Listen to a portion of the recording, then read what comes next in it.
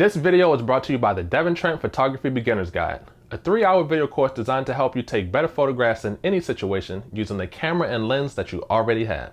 To learn more, click the link below this video or visit devintrentphotography.com/guide. If you've been asking yourself, what is shutter speed? Then you landed on the right video. In this video, I'm going to show you exactly what it is, what it does, and how it works. Let's get right into it. So shutter speed, it's a part of the exposure triangle. It controls how bright or how dark the photo is. And it also controls motion blur, or lack thereof. So let's start with the first part, how bright and how dark it is. The slower the shutter speed, the brighter the photo will be because it's allowing more light to pass through the camera sensor and make the photo brighter. And the higher the shutter speed, the darker the photo will be because it's allowing less light to pass through the camera sensor, making it darker. So, a 2-second shutter speed will allow light, you hit the shutter, light will pass through your camera for 2 seconds, you'll have your exposure. But on the flip side, if you take it up to a 200th of a second, that's a fraction of a second, that's fast.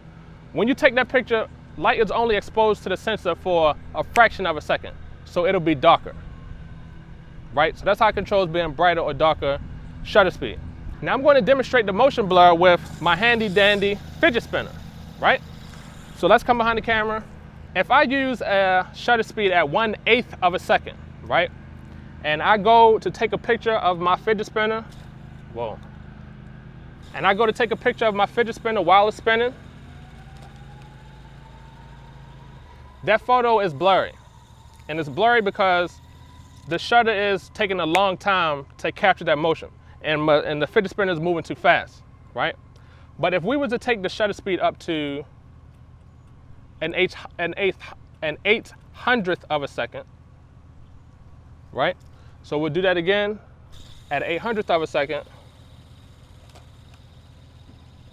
Now you'll see that you can freeze the motion because you're capturing the light quick, fast. And that's shutter speed. The photo is brighter or darker based on the amount of time that light is passed through the sensor. And the motion blur will either be, the things could be blurry because you're using a slow shutter speed, or you could freeze the motion by using a fast shutter speed. That should be it. If you like this video, make sure you subscribe with notifications turned on so you don't miss out on the next one.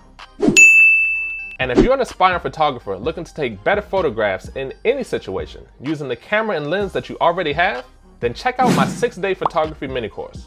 In this course, I'll reveal some actionable and practical tips that you can implement immediately. To get your hands on it, just click the link below this video. Devin Trent here signing off, and I'll see you in the next one. Peace.